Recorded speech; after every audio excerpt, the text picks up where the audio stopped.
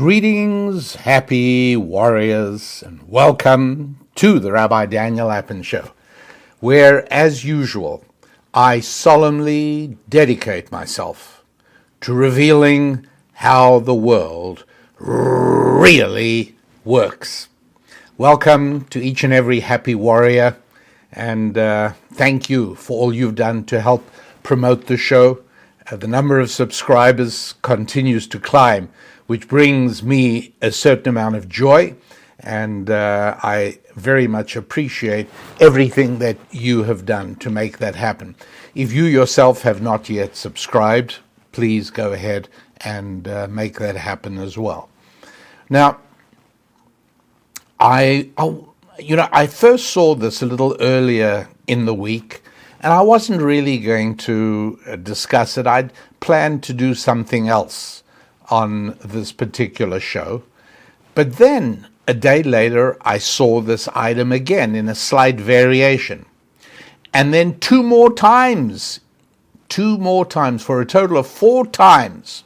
What is it? In one way or another, I saw 4 separate articles in 4 separate credible publications of, when I say credible, they're not fringe things. They're publications with a lot of people who read them.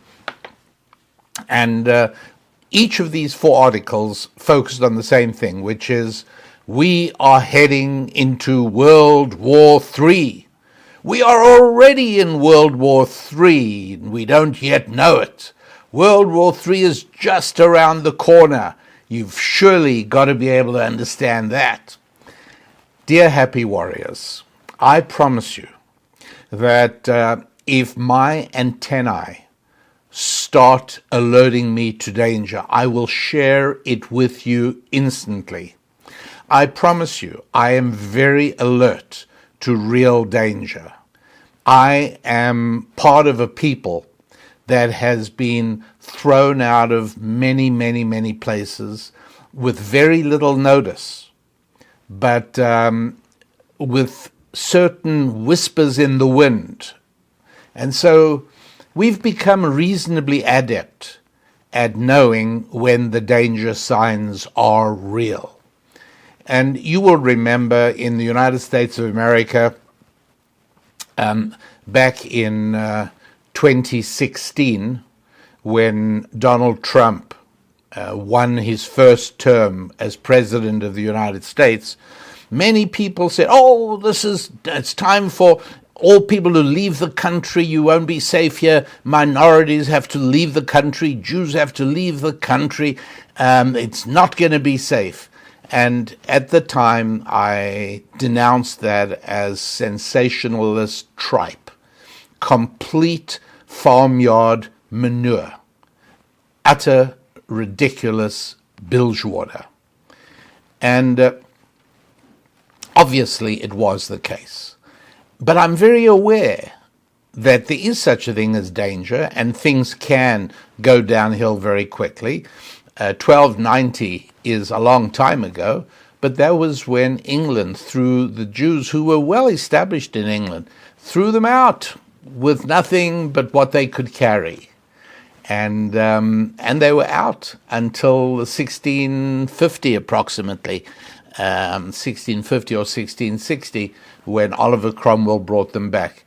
1492, Jews who had been established in Spain and in Portugal throughout the Iberian Peninsula for years and years and years, thrown out unceremoniously with absolutely nothing. Germany, right? Obviously a case in point.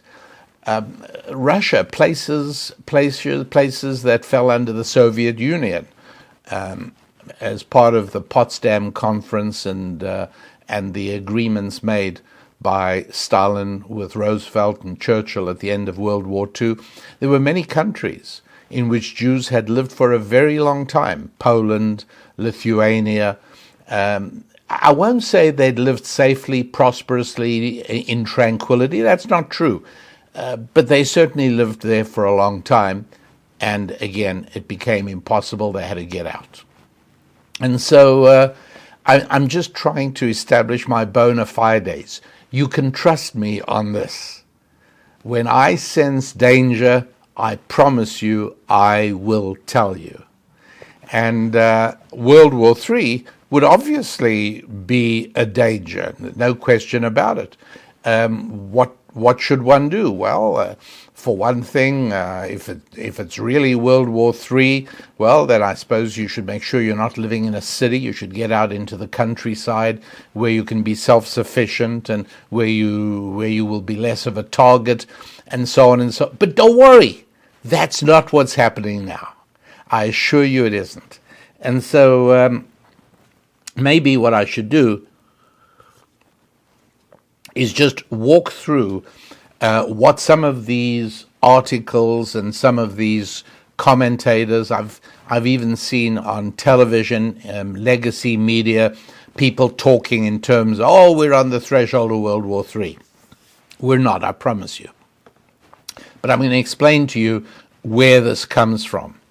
And I'm also going to remind you that the big danger of succumbing to this sensationalist rubbish is that it distracts you from your 5 F's. And so while you should be focusing on your family and your fitness and your finances and your friendships and your faith, it is so much more comfortable in a way to say, oh, none of that matters because we're facing the crisis of World War III.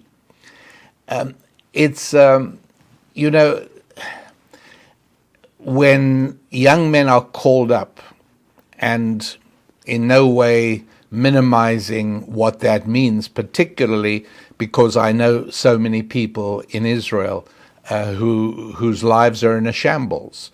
Their businesses are being run down because they're not there to take care of them. Their wives and children are struggling to hold the family together. It's very, very rough, particularly when the call-up to the military is long-lasting, where it goes on for quite a while, and the deployment goes on for many, many months. Israel's never fought a war that's gone on this long, over a year already, since October the 7th, 2023, 14 months approximately from the time I'm talking. So it is difficult. But I also want to explain that there is something appealing about it also. And I'm not in any way diminishing the heroism of men who are deployed, men who serve in the military. But one of the nice things is that the routine problems of life vanish. When you have to go and serve in the army, and it's an existential crisis, right? I mean, yes, Israel is in peril. There's no question about it. In many, many different ways, even on a political level, when you think that more than 10% of Israel's land has been unoccupied since much more than 10%, between parts of the south and areas in the north close to Lebanon. There are vast areas where Israelis have left their homes and had to move into hotels, move into settlement, into refugee centers and so on. And so it's very difficult. There's no question about it. It is very difficult indeed. However, when you're called up, it's like all the routine challenges of life vanish, and all you got to do is basically obey orders and stay alive and fight and do whatever you're supposed to be doing, whatever you're assigned in the military. So in the same way, dealing with your 5 F's is hard because it's routine. You have to deal with it every single day. You've got to take care of business. You've got to deal with your finances. You have to deal with family matters every single day. And all of a sudden, you are overwhelmed by a sense that we are living a major existential crisis. We're on the threshold of World War III. Well, if that's the case, Why worry about finances? Why worry about fitness? What's the difference? You're probably not going to last long. Why worry about family? Nothing matters. If we truly are in the opening shots of World War III, why bother? Anyway, you see what I'm trying to tell you. You really should put out of mind this rubbish about World War III, because it distracts us from the things we really need to do when we really need to do them.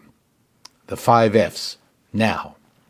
So what's going on? Why, what are some of the pointers to World War III? And the answer is that there have been a bunch of things happening. And here are just the ones I'm going to tell you about. You could probably add to this list, I'm sure. All the signs that we are facing World War III, all the signs that show that incipient World War III is already underway. It's happening.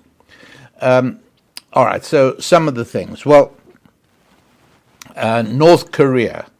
Well, North Korea has always been a little bit of a saber rattler, but now South Korea claims that North Korea is responsible for an attempted coup against the legally elected government of South Korea.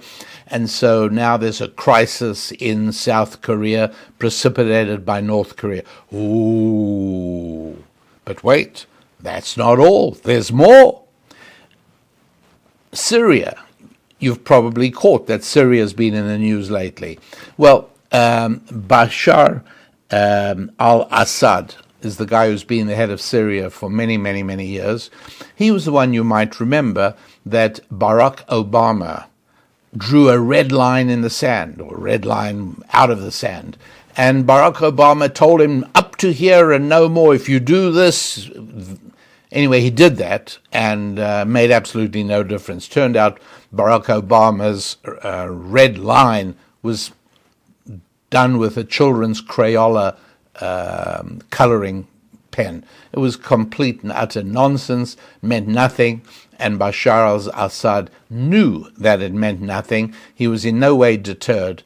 And astonishingly, because of the amazing goodwill that Americans were willing to extend to the first black president, they didn't come after him. The press ordinarily jumps onto anything that a president does so quickly, right? Well, provided it's a Republican president. And the press should have said, Mr. President, your red line has been violated by Bashar al-Assad in Syria. What are you going to do about it? They never did.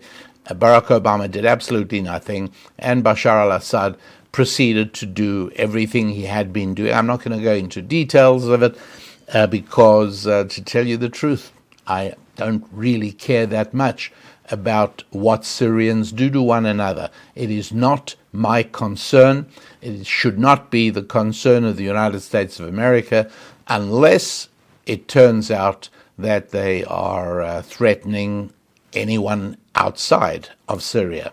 But at any rate, so what's happened is all along there's been the civil war between the so-called rebels and the government of Bashar al-Assad, and now the rebels enjoyed a surge of success, and what's happened is they have taken the city of Aleppo, and they're saying, well, next stop Damascus, and so Syria is in flames. And so there's another part of the world that's in serious trouble. How about this one? There was an incident in the middle of November 17th, where data cables in the Baltic were severed.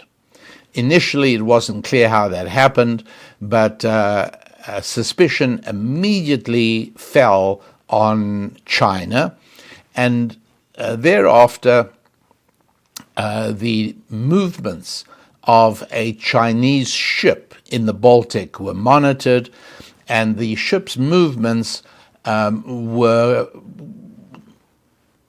were what you'd expect to find if the ship had dragged its anchor cable over the sea floor.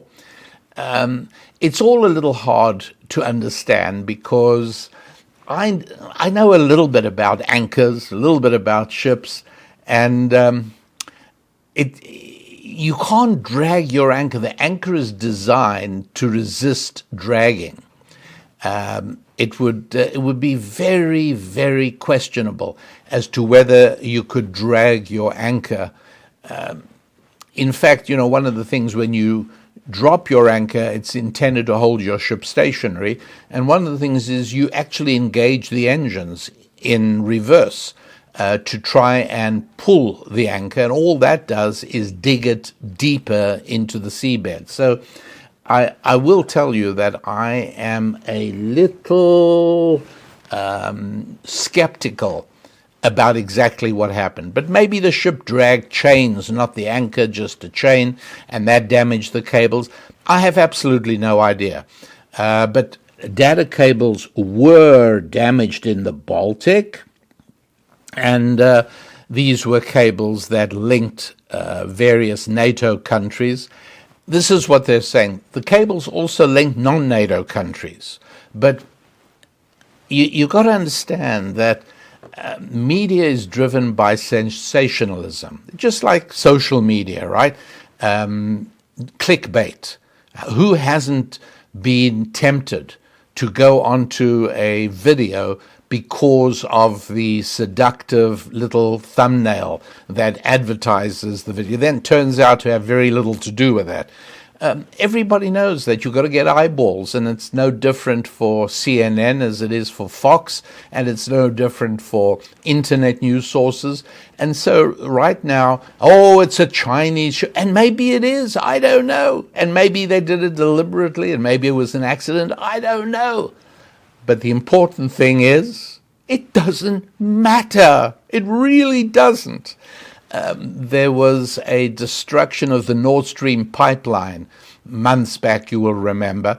Who did that? A lot of suspicion fell on the United States of America. A lot of suspicion also fell on China. It's an aggressive act. Yeah, it probably is. And bottom line is, it got fixed and life continued. And similarly here, there's no question about it that breaking of a data cable, under the ocean data cable, it's not a simple thing. It takes divers, it takes specialized equipment, but the world is so dependent on undersea data cables that every nation has repair facilities ready to go on a moment's notice. How long will it take before the Baltic cables are repaired? I think most of them are already repaired. And so there it is. But it's a big piece of sensation. It's an act of war on the part of China. We don't know anything, and it's just not that important. Really, it's not the threshold of World War III. I'll tell you when it is, but it isn't now, that's for sure. Let's see what else they're talking about. Obviously Ukraine, right? Ukraine is a big one. The war in Ukraine is intensifying. You know why? Turns out that there are North Korean soldiers, 10,000, not 10,000, but there's thousands of North Korean soldiers fighting with Russia in against Ukraine. And so and as a result of that, Russia's able to be more aggressive in the war, and it's all right, fine, okay. Right, that's been going on since 2022. The fact that there are now said to be soldiers from other countries involved, is this really a big problem? Why is it not a big problem when American-built fighter jets and fighter bombers are sent to Ukraine? Of course it is. All of these things are problematic, particularly if you are Ukrainian. And if you are Russian, you're also involved. But and those of you who do have strong connections with Ukraine or with Russia, I understand you're miserable about this, and it's not good. World War III, not even close, I assure you. I'll give you one more, but first of all, let me ask you not only to make sure you're subscribed, and not only to make sure that you are a member of the Happy Warrior community, because as usual, there is a bonus show. And the bonus show for today, for members of the Happy Warrior community, and we do that because we want to find a way of expressing our appreciation to those of you who have become members of the Happy Warrior community. And the bonus show is going to be talking about why it is that, in spite of the fact that there has been a huge surge in the number of little girls joining chess clubs and little girls joining chess leagues and little girls playing chess, the number of women at the Grand Master level hasn't changed a bit. It's so few, by the way, it's like about less than 2% of Grandmasters are women, that they've actually set up women's designations where the scoring is lower to make it as a woman Grandmaster. Shocking, right? But what's going on there? Why is it, after all this time, why is this still the case? And that's what I explain on and it's got other attributes as well. It's also related to why it is that if you look at let's say the 100 biggest names in art of the 20th century, easy to do, right? Just look it up on Google. Turns out that only 8% of them are women. The overwhelming majority of artists, and I'm talking just about painters, I'm not looking at, where's the female Mozart? Okay, it's not there. And this is all explainable. This is not because of the patriarchy, and it's not because of sexism, and it's not because of embedded and systemic bigotry and misogyny. It's none of these things. It's a very simple reality that part of the culture doggedly refuses to countenance, to such an extent that it has almost become a deity, right? And that's something that I've found that happens, that once the understood deity of religion, once the God of Abraham, Isaac, and Jacob is banished from American public life, and this, only happened in the last few decades, it's not as if Americans worship nothing. They've just replaced the God of Abraham, Isaac, and Jacob with the God of anti-racism and the God of climate change and the God of diversity and all the things that people worship now, that they're totally and deeply committed to. And that's an interesting thing about human beings, right? We always need a cause bigger than ourselves. And the great thing about Bible-based Judeo-Christian thinking is there's a boss.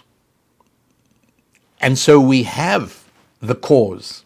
But when you get rid of that, you'd think that people would now not need that. No, they still need a thing. And since it's not that, the cause is saving the planet. The cause is less carbon dioxide in the air.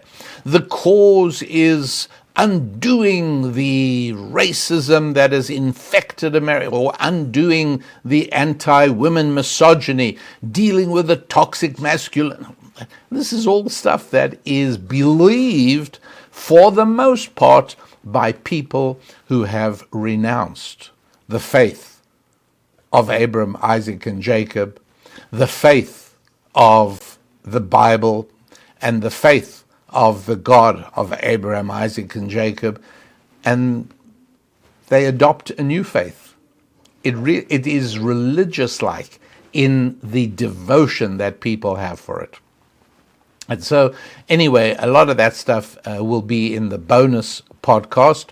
But in as far as today is concerned, very important. World War III is not upon us. And all you've got to do is stay tuned to the Rabbi Daniel Lapin show, and I'll tell you when World War III is headed our way.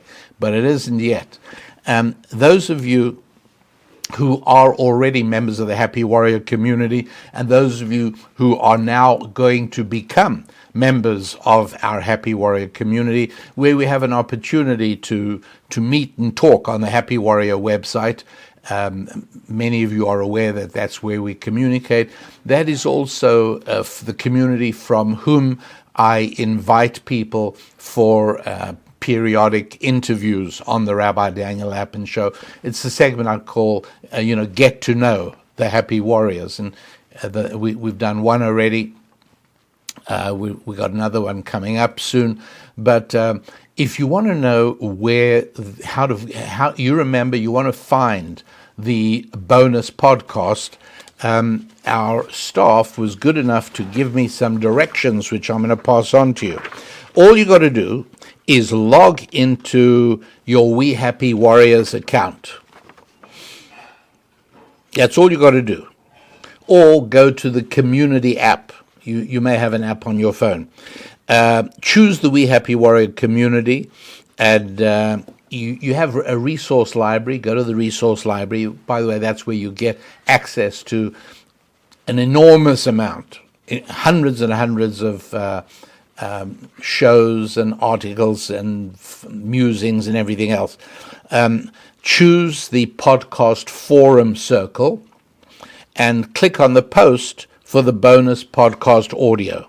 That's all you have to do. It's really, I know some of you had trouble finding it. It's really, all you do is go onto We Happy Warriors and log into your account. You'll find it. It's waiting for you right there.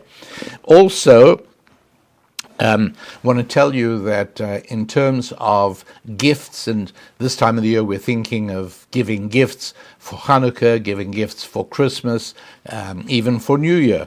One of the things that people have enjoyed giving, and I am thrilled about it, happy to do it, is a number of the books that Susan and I have written can be signed and personalized for your recipient, for the person you'd like to give the gift to.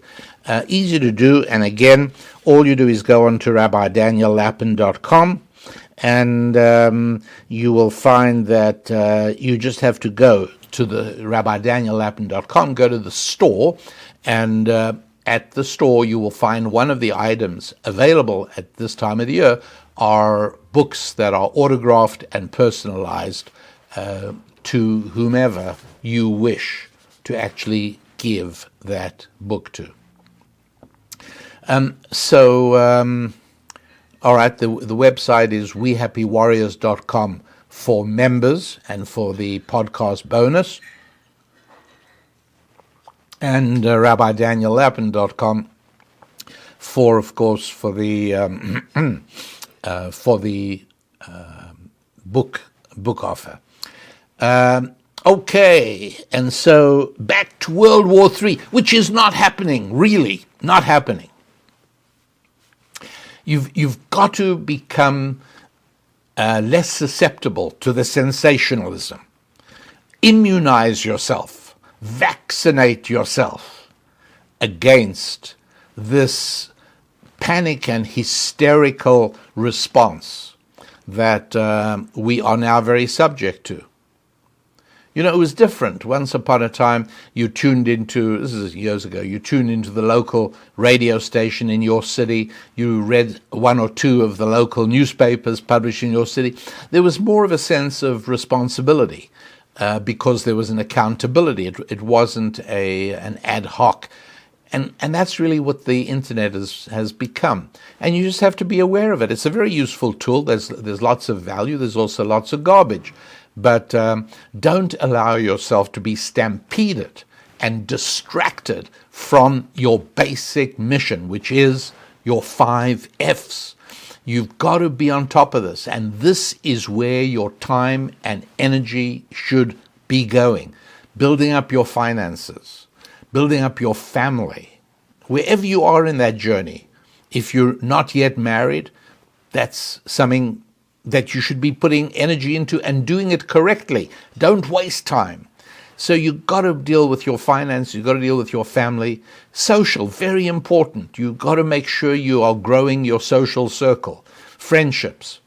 Take care of your body, which again, if World War III is going to obliterate us all next week, then why worry about your diet? Enjoy those chocolate cream eclairs.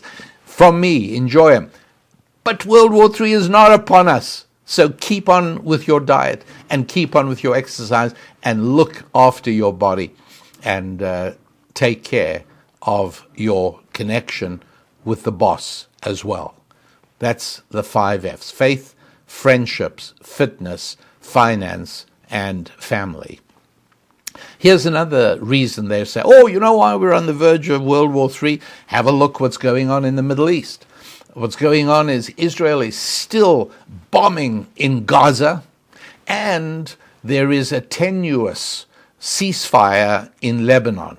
America's pushed Israel to a ceasefire with Hezbollah, and it's not going to hold. It's already looking as if it's fraying at the edges. And when that happens, all hell will break loose in the Middle East, and that's going to be the beginning of World War III. No, it isn't.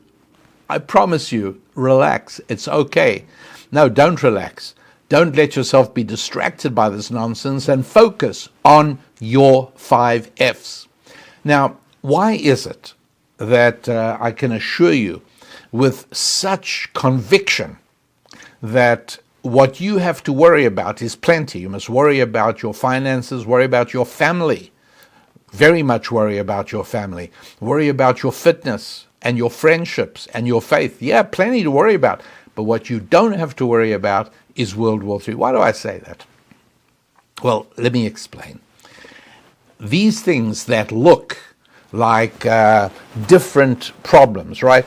Ukraine and North Korea fighting with the Russians, and that's there between Germany and Russia, in Europe, and you've got all the Middle East problems. Oh, and don't forget, in addition to Israel fighting with Hezbollah in Lebanon, you've also got Bashar al-Assad in Syria ready to erupt into flames. Don't forget that.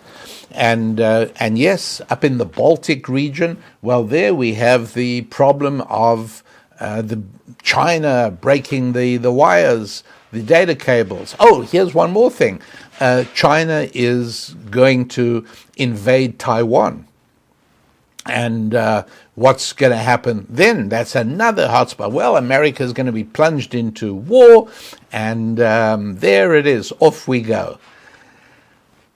I nearly forgot about that one. That one's a biggie. You see, must be close to World War III. We're really not. Relax. And instead of looking at these things as separate conflagrations, fires breaking out all over the place, think of it as, let me give you this analogy.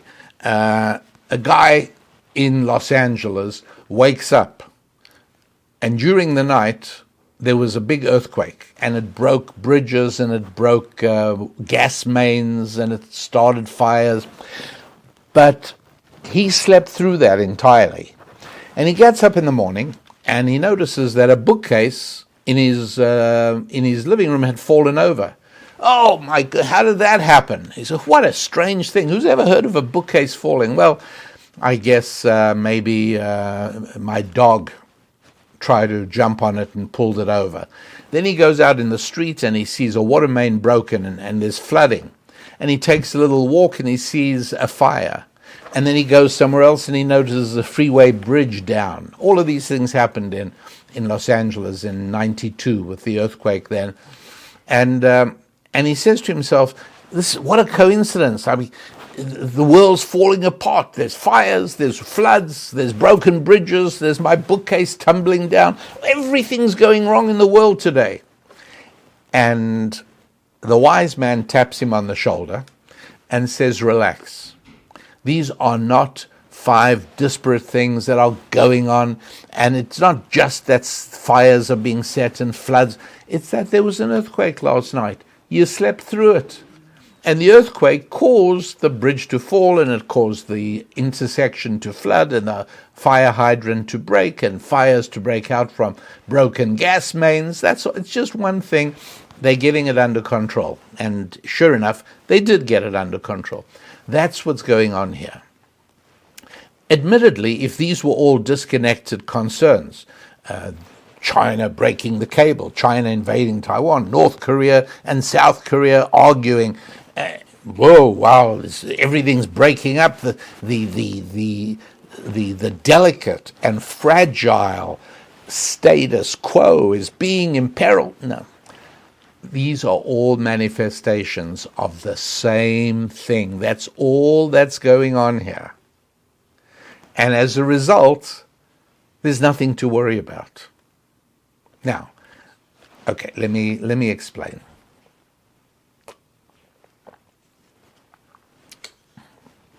What is it? What are all these things? I'll tell you. The things that are all happening are all the result of great weakness in America. Great weakness.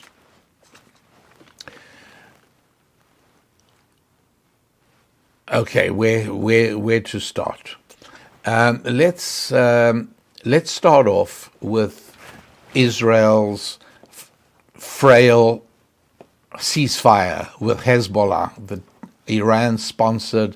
That's another thing, by the way. Israel damaged Iran's air defenses, and so Iran is vulnerable, and who knows what they may do because they're building the nuclear bomb. Yes, they are. And guess who made that possible? I'll give you a clue. An American president whose name starts with an O. See if you can figure it out. He was so eager to announce the public relations triumph of a deal with Iran. The deal was no deal. The deal was exactly what Iran wanted. They got. And so what we're talking about here is that every single one of these hot fires, each one of these outbreaks of a disturbing cause of an incipient world war, all of these things are the result of incredible American weakness. Israel's war against Hamas and Hezbollah could have all been done by now, excepting, as I've told you in a previous podcast, since World War II, America is allergic to victory. America didn't win Korea. America certainly didn't win Afghanistan. America hasn't won anything since World War II. There is a reason for that. It's a spiritual reason, not a military reason. When Moses said to Joshua, "Be strong and of good courage," in Hebrew it sounds better, chazak ve'ematz. It's not really what it means. Be strong and of good courage. That just sounds like a poetic repetition. Be strong and be of good courage. The meaning in Hebrew is have strength and have the moral will to use it when necessary. It's the second part that's missing with America. And they force Israel to fight a war in the same way America has fought wars. America has this bizarre spiritual lapse that says wars must be fought proportionately. Oh, really? When wars are won, they are won by disproportionate force. It's when one side utterly obliterates the other side's ability to continue making war. That's how wars end. But wars end with power, not with paper. Wars end with victories and defeats. They don't end with peace treaties and ceasefires. World War I ended with a treaty, and it never produced the peace that World War II produced. As a matter of fact, many historians, and I include myself in that, believe that there really was just one world war. or you can call it the Long War, and that was from 1914 to 1945. That's what I think, with the 20-year ceasefire in the middle. That's all it was. Because treaties do not end wars. Victories and defeats do. And so America's weakness was spread to Israel by force, by holding Israel ransom to the supply of military equipment, which they were buying. So that's all that happened there. And so the fact that there's any ceasefire between Israel and Hezbollah is really only Israel marking time until January the 20th, 2025, when President Trump becomes the President of the United States for his second term, for another term. And at that point, many things are going to change. Israel certainly believes that to be the case. And so to just get the Biden administration off their back, ceasefire with Hezbollah, fine. It doesn't have to be, it's not a big deal. It will vanish, but it'll vanish once Trump will give Israel the green light to do whatever it has to do. So that's that part of the Middle East. Syria doesn't have to be an American problem. America doesn't have to take sides in that at all. And all America has to do is make sure that the trouble doesn't spread into areas of concern to us. But in and of itself, look, there have been civil wars throughout Africa for many, many years. America didn't feel a need to intercede there. What do you think it was when the Hutus killed 1 million Tutsis in Burundi, in Uganda? Why did that not matter to anybody? Huge civil war. Nobody interfered. America didn't interfere. There's no reason for America to interfere in whatever's going on in Syria. If they are tied up in that, fine, not a problem at all. Now, as far as the fact that Iran and Russia are supporting Bashar al-Assad, fine. So let them become ensnarled. When Russia went into Afghanistan, it turned out to be a complete mess, and this was highlighted and depicted very colorfully in a movie that starred Tom Hanks called Charlie Wilson's War. And this was how the CIA armed the Mujahideen in Afghanistan and suddenly gave them the ability to destroy Russian gunships and Russian troop carriers and Russian tanks. And before very long, Russia left Afghanistan, and that pretty much became the end of the Soviet Union's adventures around the world. That was about the end of it. And so if Russia is involved with Syria, fine, let it be. One of the great tragedies, and it'll be rectified as well, is that the Biden's obsession with Ukraine, which I believe had a lot to do with corruption, with Hunter Biden, and with large sums of money that were recirculated from America to Ukraine and from there to Biden enterprises, in my belief that is the case. That is what drove Russia into the arms of China. It didn't have to be that way. It was tragic, but it'll become repaired. And there's a reason for my optimism, because things to some extent tend to be rational. China's going to invade Taiwan, and no, they really aren't. And I've spoken about this before. First of all, if they did, don't for a moment think that the United States would be able to do anything about it militarily. the amount of time it still would take to rebuild America's industrial ability. Right now, our full industrial ability to produce 155 millimeter shells, which are the mainstay of artillery, Ukraine is going through so many of them that if we took 6 months manufacturing, Ukraine uses it up in about a week. So the idea that we're able to do that right now, China enjoys widely recognized naval superiority over the United States. In addition to that, we proceeded to build our military. You know, Eisenhower spoke about the military-industrial complex. I didn't understand it when he said it. I was too young. But it does help to explain why America has been building aircraft carriers, when that's just not the weapon of the future. America does have aircraft carriers, but what good are they? You send an aircraft carrier into the South China Sea in an attempt to protect Taiwan, it gets taken out by Chinese hypersonic missiles, which fly much quicker than the ones America is still working on. We don't have the capacity, speaking as America, to do anything about that. So you might say, well, that means that's all the more likely that we're ending up with World War III because China is about to invade Taiwan. Relax, China's not about to invade Taiwan.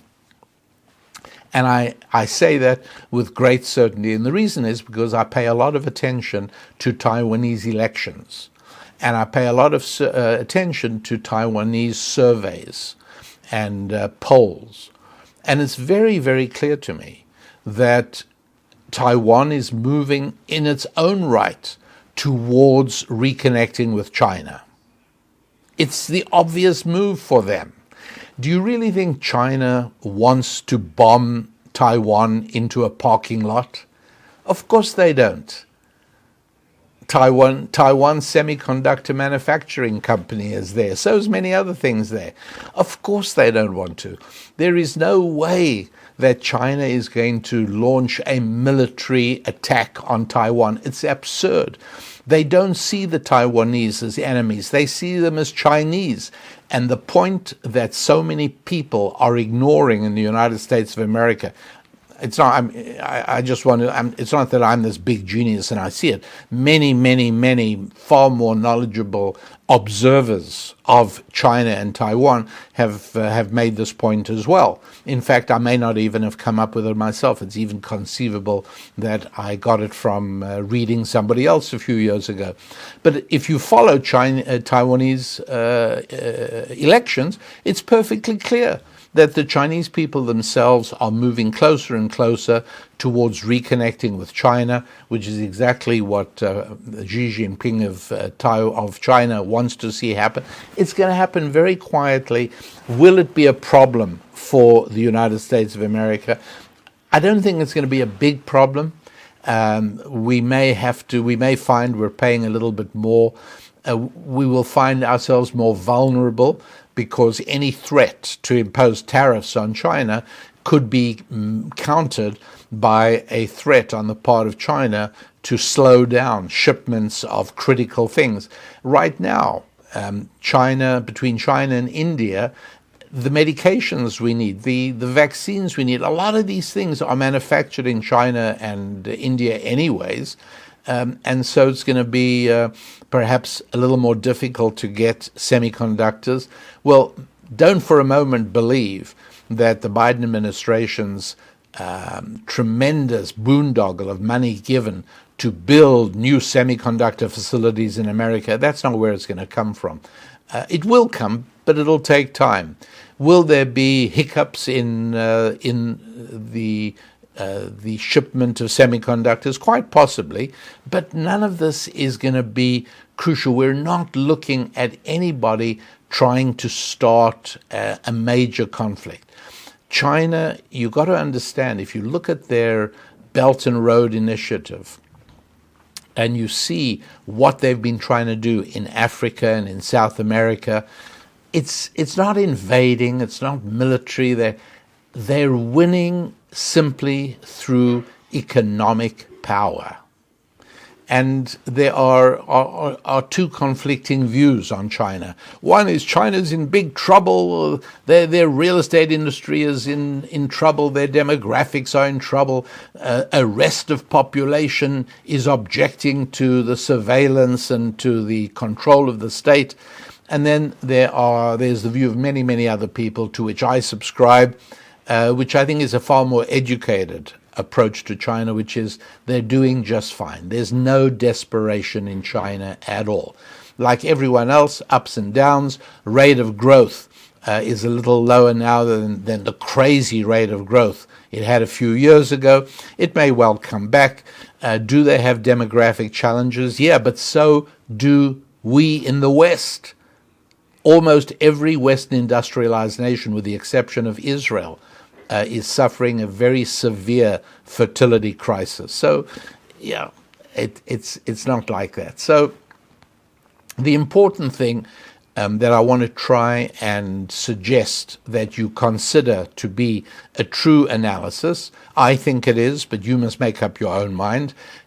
Investigate it, research it, read about it, and you will see that all of these things I've been talking about, everything, whether it's Iran or whether it's Syria or whether it's Israel or whether it's the Baltic or whether it's Ukraine and Russia, all of these are the direct consequence of American weakness since the time of Bill Clinton. Bill Clinton became president in 1992. He was president until 2000. In 2000, he wanted Al Gore to take over from him, but it turned out to be George W. Bush took over from him. George W. Bush was president from 2000 to 2008. In 2008, Obama became president to 2016. During all of that time, America was weakening itself more and more and more. It would have been a good thing for President Clinton to say, you know what? Too much of our stuff is being manufactured in China. We're letting too much in the way of manufacturing leave. We're allowing the unions to exert far too much control. We're allowing regulation to drive manufacturers over. Bill Clinton should have done that. If he didn't, which he didn't, would have been nice if his successor, George W. Bush, should have done it. But George W. Bush was busy nation building in the Middle East.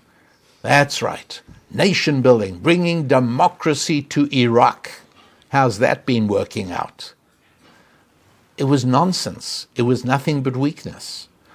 You know, if you felt, for one reason or another, weapons of mass destruction, whatever you thought, that you need to go into Iraq and you got to take out Saddam Hussein, so you should have defeated them, but you didn't. You couldn't wait to sign a peace and to start rebuilding Iraq in the image of Vermont, one of the states in America. It was a waste of time and blood and money. It was awful. There was no strength exhibited by the 8 years under George W. Bush. And it was very sad. And then came Obama. Do you remember Obama's attitude towards Russia? Do you remember do you remember the reset? He sent Hillary, his Secretary of State, to Russia with a sort of toy red button to show Vladimir Putin that they want a reset in their relations with Russia. All of these things radiated total weakness. And during all this time, the United States military was being weakened. Our industrial capacity to supply the military was being weakened. Do you know how many shipyards America has capable of building naval ships? And many of them closed in this period. We have 2 shipyards in America capable of building naval vessels. How many in China? Well over 100. So when I said that most recognize that China enjoys naval superiority, it's absolutely true. And with no sign of that gap closing in the near future. And I'm telling you all, it's not because this is terrible news. Yes, it's the result of weakness since 1992, and maybe even before. I'm not going to go back as far as George Herbert Walker Bush. But since 92, yeah, this is what we've been dealing with.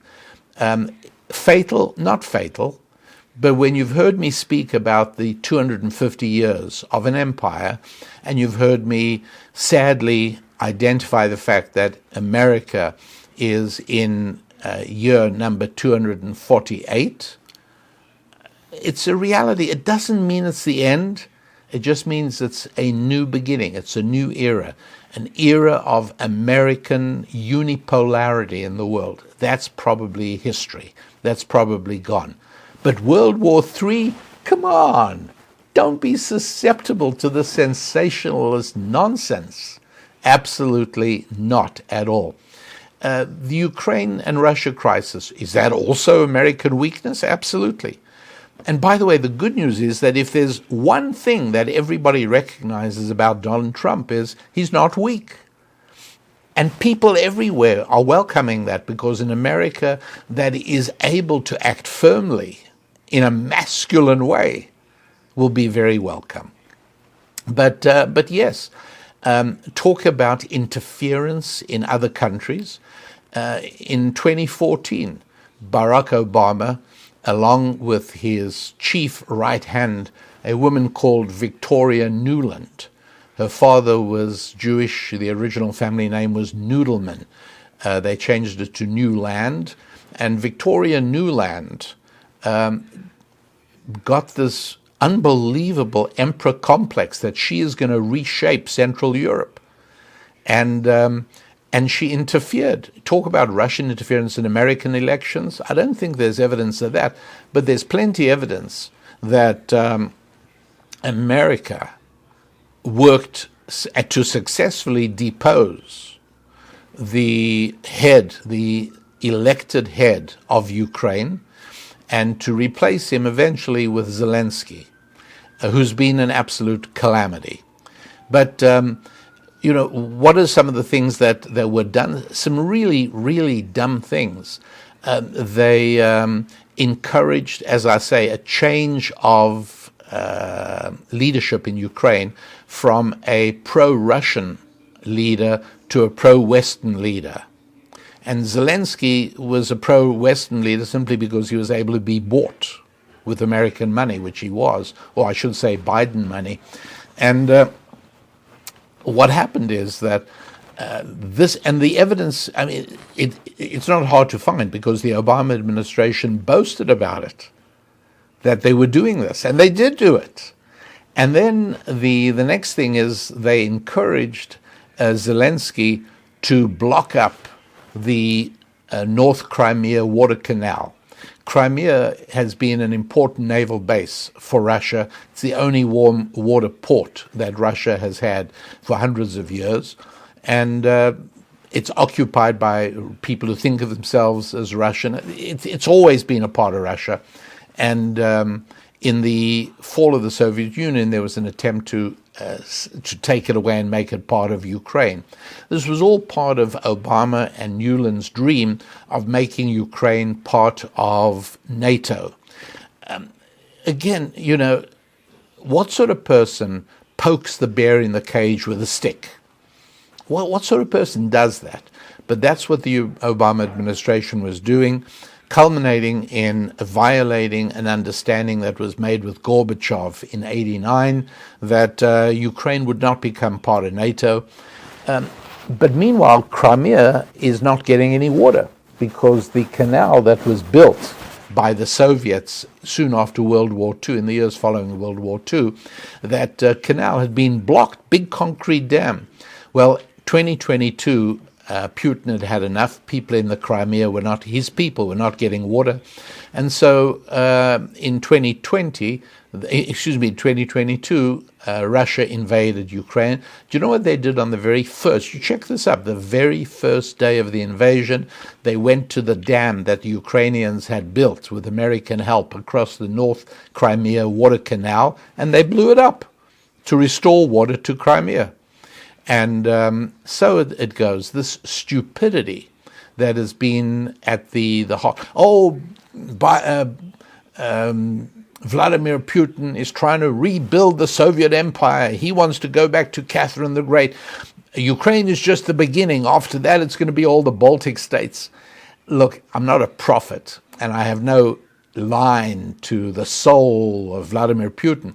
But I do know that Russia is not looking for extra headaches. They're not looking for more land. They don't need more land. Russia has plenty space. And the incredible cost of trying to take and then administer Poland and Latvia and Ukraine, it's absurd. Anybody who knows anything about how Russia is operating at the moment knows they don't need that. Ukraine they need, in the same way that if China were to negotiate a military base in Mexico, just 10 miles from downtown San Diego, just in Tijuana, Mexico, do you really think America would sit still for that? Do you think they can do whatever they like? Do you really think so? Just think back to 1962, the missile crisis in Cuba. With water, right? 60 miles of water or more between Cuba and the United States. Nonetheless, when Russia put missiles on Cuba, America under President J.F. Kennedy was ready to do anything. It was not going to, and Khrushchev blinked and they removed the missiles. If China put missiles in south of San Diego, do you think America would be quiet about that? Of course not. And one should not expect Putin to be quiet when America threatens to put NATO into Ukraine, which means Pershing missiles pointing at Moscow get now placed 50 yards from the border with Russia. For hundreds of years, Russian policy has been to have buffer places between their borders and the West, which they've always feared, for good reason, because an invasion into Russia has happened more than once from China and through the lands in between the Baltic and the Black Sea. And so,